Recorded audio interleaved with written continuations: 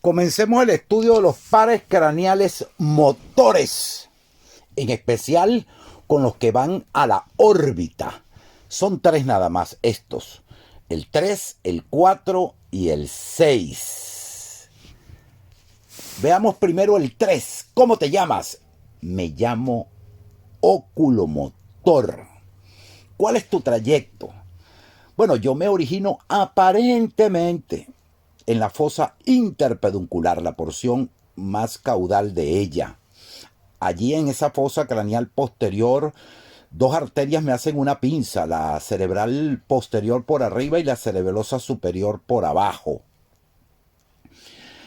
Una vez allí me coloco a los lados del dorso de la silla turca, busco la fosa craneal media y me encuentro con un baño aquí en este lago azul que es el seno cavernoso. Ahí metido muy superficial en la pared lateral del seno cavernoso me encuentro como en uno de los elementos más altos que se pueden encontrar allí. Y a lo lejos veo adelante, aquí estoy al lado de la silla turca, la hendidura efenoidal, vale decir, la fisura orbitaria superior, donde por fin voy a penetrar dentro del anillo de zinc, dentro de del anillo tendinoso de los músculos rectos, dividido en dos ramas, una superior y una inferior. Dame tu análisis. Bueno, yo tengo dos componentes, un componente rojo y uno amarillo. ¿Cómo es eso? El componente rojo es que tengo un componente eferente somítico general. Con este componente voy a inervar los músculos de origen somítico de la órbita. Pero además tengo un segundo componente que es EVG, componente parasimpático en amarillo. Con eso voy a inervar los músculos lisos que se encuentran en el globo ocular. Ok, comencemos con el componente SG. Mi origen real está en el núcleo motor del oculomotor, en el tegmento mesencefálico, en el corte 1, a nivel de colículos superiores. El axón se tiene que ir con el nervio y la rama superior, las fibras que van por la rama superior son las que van a inervar al elevador del párpado superior y al recto superior de la órbita, mientras que la rama inferior va a inervar al oblicuo inferior, al recto inferior y al recto medial. Analicemos el componente EDG, el componente parasimpático. Origen real en el núcleo de Idanga, Bedfall, el núcleo parasimpático locomotor que está lateral al motor en el corte 1. Aquí sale como fibra preganglionar los axones para irse solo por la rama inferior del nervios y hacer sinapsis como fibra preganglionar en el ganglio ciliar, un gangliocito chiquito, no tan cerca del polo posterior del globo. Y salir ahora los axones del ganglio ciliar como por los nervios ciliares cortos como axones o fibras postganglionares, a disecar ese terreno entre la esclera y la coroides. Ahí se meten y llegar a su músculo diana, que son dos: el músculo que abomba el cristalino, que ya tú lo conoces, el músculo ciliar, y el músculo que pone chiquita la pupila, produce miosis, el músculo constrictor o esfínter de la pupila. Ahora estudiemos el par 4. ¿Cómo te llamas? Yo me llamo Troclear, conocido en los bajos fondos como patético por ser tan delgadito y dedicarme a muy poca cosa. Dame tu trayecto. Mira, yo me origino aparentemente, soy el único en la cara posterior del mesencéfalo y del tallo, debajo de los colículos inferiores, encima del velo medular superior. Recorro por los lados pegaditos los pedúnculos cerebrales y sigo el mismo trayecto de mi amigo del 3. Y la única diferencia que tengo con él, porque voy en el lago también, es que no paso dentro del anillo de zinc, sino por encima del anillo. Y en el periósteo de la órbita, pegado en la órbita, en el techo de la órbita, pegado al periósteo, lo cual me hace muy vulnerable a los golpes, a la fractura de fosa craneal anterior, de techo de órbita. Tengo un solo componente, SG. Mi origen real estará en el tegmento mesencefálico, en el corte 2, es decir, a nivel de los colículos inferiores. Y mi axón, vean esto, es cruzado en el tegmento. Quiere decir que el nervio troclear que tengo del lado derecho tiene su origen real en el núcleo izquierdo. Y así hago todo mi recorrido por fuera del anillo de zinc y llego a mi músculo diana, el oblicuo superior. Analicemos ahora el par 6, el último que va a la órbita, el abducen. Mira, abducen, dame tu trayecto. Bueno, yo me origino aparentemente en el surco medulopontino, en la cara anterior, exactamente muy bajito, cerca del surco basilar, donde comienza el surco basilar. Y de allí, de la fosa craneal posterior, hago el mismo recorrido de mis amigos.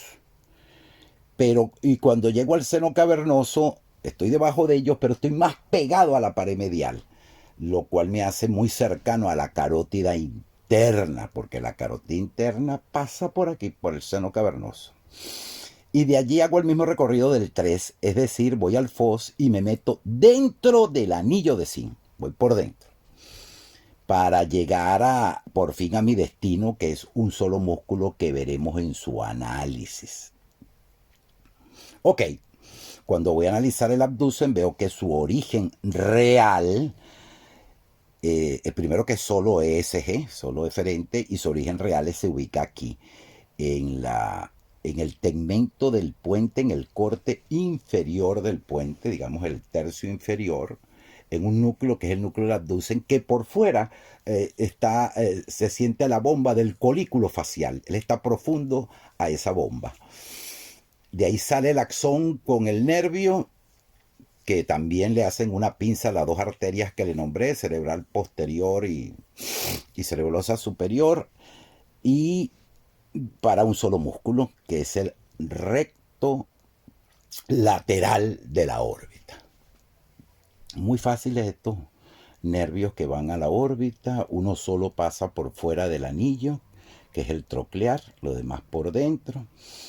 Estudiemos ahora los últimos dos pares craneales motores. El nervio accesorio y el nervio hipogloso. 11 y 12. ¿Qué tienen en común? Uno, que salen del cráneo para dirigirse al cuello. Y lo segundo, según su función, lo más importante. Yo los llamo los nervios del lenguaje hablado. El 11 mediante la fonación para las vocales y el 12 mediante los movimientos de la lengua para las consonantes. Háblame de tu trayecto nervio accesorio, comencemos con él. Bueno, yo tengo dos orígenes, un origen craneal en el surco retroolivar, es el origen vulvar. Véanlo, la porción más inferior del surco retroolivar. Y además tengo un origen espinal, la raíz espinal del accesorio que ocurre en la médula espinal, en unas raíces que se ubican entre las raíces anteriores y posteriores de los nervios cervicales. Ahí forma un cordón, un verdadero nervio que atraviesa el agujero vertebral y se devuelve, entra al agujero magno para por fin unirse allí en el ángulo pontocerebeloso con la raíz superior o craneal y formar un solo nervio, el nervio espinal, que debe recorrer el ángulo pontocerebeloso y buscar el agujero para salir al cuello, y lo encuentra, el agujero yugular. Así sale al cuello dividido en dos raíces, una raíz interna y una raíz externa. La raíz interna del nervio se ubica allí. Ahí estamos en el espacio retroestilio, estamos por fuera de la vena yugular. Esta raíz interna se enamora, se comunica con el ganglio inferior del nervio vago. Sin hacer sinapsis, es un usurpador. Va a utilizar toda esa carcasa del nervio vago para poder llegar a su destino. Ya no existe nervio accesorio, sino los axones metidos en el nervio vago. Por lo tanto, su recorrido será igual que el vago, en el espacio retroestilio, formando parte del paquete básculo nervioso del cuello como el elemento intermedio. La yugular interna queda superficial, la carótida interna profunda. Luego recorre el espacio carotidio en el trígono carotidio, donde ahora tomará relaciones con la carótida primitiva medial a él, y la vena yugular interna sigue superficial a él. Y así utiliza el nervio completamente hasta el tórax, porque lo que le interesa de este nervio es el nervio laringeo inferior para que lo lleve a su destino, a la laringe. Obsérvese que la rama externa del nervio sí es muy propia de él, no es usurpadora, se queda en el espacio retroestilio superficial a la vena yugular interna y da dos ramitas terminales que en el análisis sabremos para quién son. Analicemos el nervio accesorio. Si tengo dos orígenes aparentes, es porque tengo dos componentes eferentes. El primero rojito, el componente eferente visceral especial. Este para los músculos de la laringe, que son de origen branquial. Y el segundo componente, el componente eferente somático general, que será para los músculos esternocleidomastoideo y trapecio, que como ustedes saben son de origen somítico. ¿Dónde está mi origen real del EVE? Aquí, en el tegmento vulvar, en el tercio inferior, en el núcleo ambiguo. El tercio inferior del núcleo ambiguo representa mi origen real en rojo. Y de allí los axones tienen que salir, vean ustedes, por detrás de esta verde, de la oliva, retroolivares, para alcanzar solo la raíz superior del nervio y salir en su origen aparente. Y de la raíz superior del nervio, pues obviamente recorrer todo el trayecto de la rama interna del nervio hasta la laringe mediante el nervio recurrente, utilizando el vago sin hacer sinapsis. Este recorrido lo lleva hasta los músculos de la laringe, todos ainervados, menos el cricotiroideo, que lo inerva el vago. Cuando ustedes dicen la excepción y le ponen una X, ya saben que esa excepción es para el vago. Así realiza la fonación el accesorio. Analicemos el segundo componente, el componente ESG. ¿Cuál es tu origen real? Mira, mi origen real es aquí, en el núcleo espinal del accesorio, que ocurre ¿dónde? En la médula espinal, en la lámina 9, en la columna central de la lámina 9 de Rexet. Esas neuronas tiran su axón, salen por estas raicillas. Acuérdate que este núcleo está de C1 a C6, segmento cervical de la médula espinal, y salen y forman la raíz espinal. Por ahí viajan esos axones que debe subir por el canal vertebral, ahora por el agujero magno, y ahora seguir solo la raíz externa.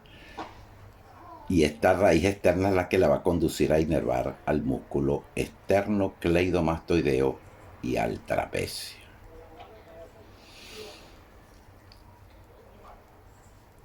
Analicemos ahora el nervio hipogloso, el par 12. Nervio hipogloso, dime tu trayecto. Bueno, yo tengo un solo origen aparente y lo tengo aquí, en el surco preolivar de la médula oblonga, delante de la oliva. De allí me dirijo hacia abajo y busco mi propio conducto, no estoy buscando a otro, que es el conducto del hipogloso en las paredes del agujero magno. Y salgo al cuello por mi orificio externo, que se conocía antes como orificio condilio anterior. Aquí en el cuello me ubico en el espacio retroestíleo. Soy el nervio más grueso de todos los pares craneales, tronco de nervio, y luego estoy profundo a la vena yugular interna, pero estoy superficial a la carótida primitiva en ese espacio retroestíleo. Después más abajo ocupo la región carotidia, donde sigo profundo a la vena yugular interna, pero ahora sigo superficial a la carótida externa. Con eso te quiero decir que este nervio siempre va a ir por fuera de las carótidas y profundo a la vena yugular interna.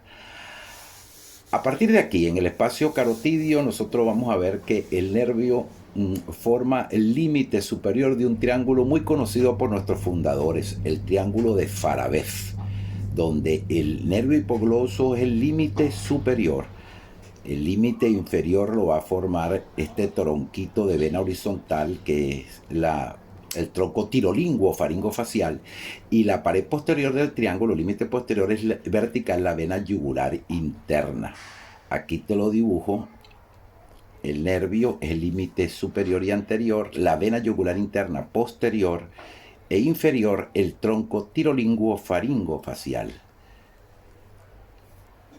Y así formo ese triángulo conocido como triángulo de Farabev, con la F.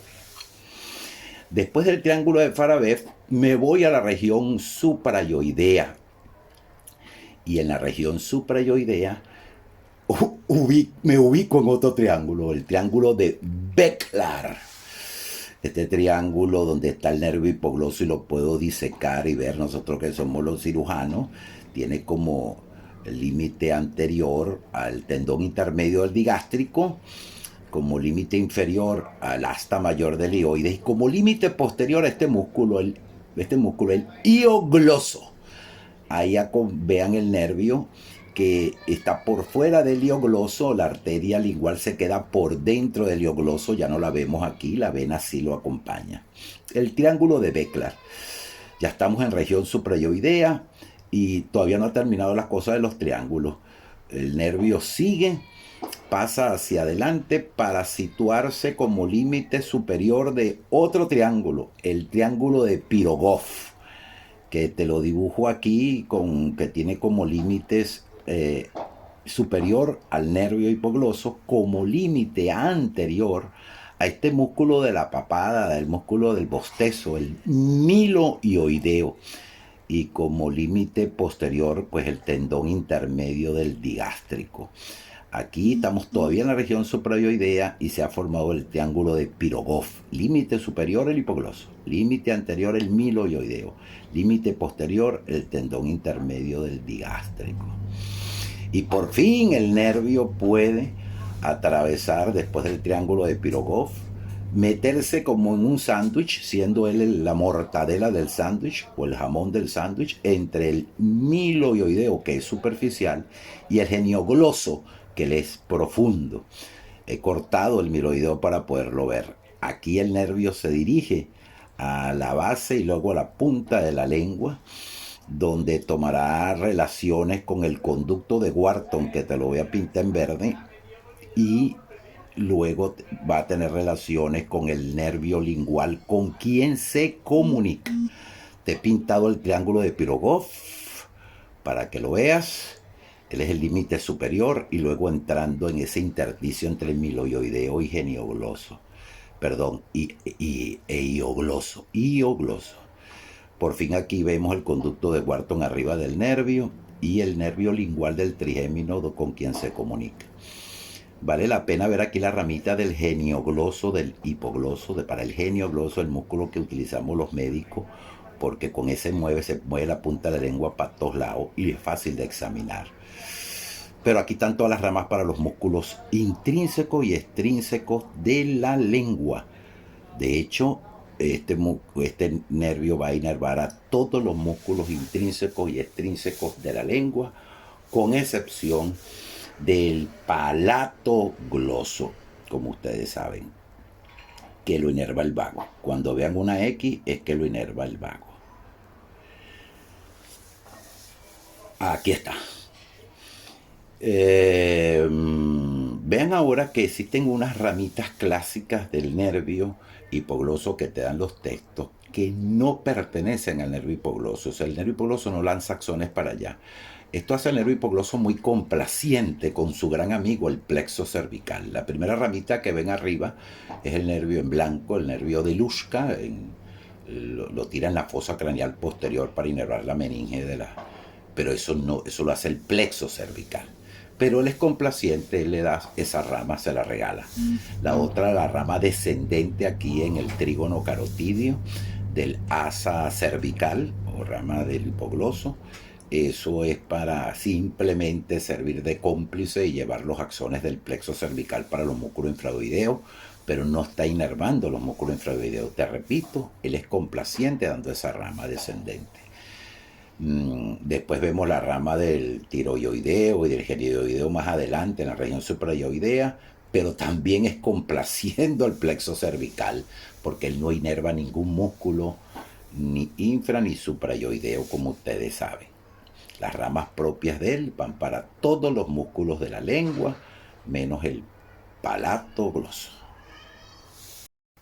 Ok, hagamos un resumen de estos nervios motores en unos anagramas. Yo coloco una cruz para todos los nervios. Comenzamos con los brazos de la cruz en 5 cuadritos. Aquí vamos a representar en la horizontal todos estos pares craneales motores. El 3, el 4, el 6, el 11 y el 12. Después los mixtos los colocaremos en la parte vertical. Bueno, en el 3 analizamos que tiene dos componentes, el componente eferente somático general con inerva. El elevador del párpado superior dibuja un párpado superior y ahora mira los músculos de la órbita. Una línea recta es para los rectos superior e inferior, una línea horizontal hacia lo medial, el recto medial, y una línea oblicua hacia abajo representa el oblicuo inferior. Y el componente parasimpático del par 3 lo represento con un sol con cilios, que es el músculo ciliar, está destinado a él, y un puntico en el centro sería el esfínter de la pupila o constrictor de la pupila. Y así el anagrama para el 4, el troclear, que tiene un solo componente, sería una línea oblicua hacia arriba, porque inerva el oblicuo superior de la órbita. Y así el 6, una línea horizontal hacia afuera, es el recto lateral. Ellos también tienen ese solo componente SG. En el 11, que tiene sus dos componentes, el componente EV, lo mejor es representarlo como una bocina, una corneta, pues, y que es para los músculos de la laringe. Y el otro componente, el SG, para un trapecio, un columpio, para recordar el esternocleidomastoideo y el trapecio. Y el 12, el músculo de la suegra con una lengua.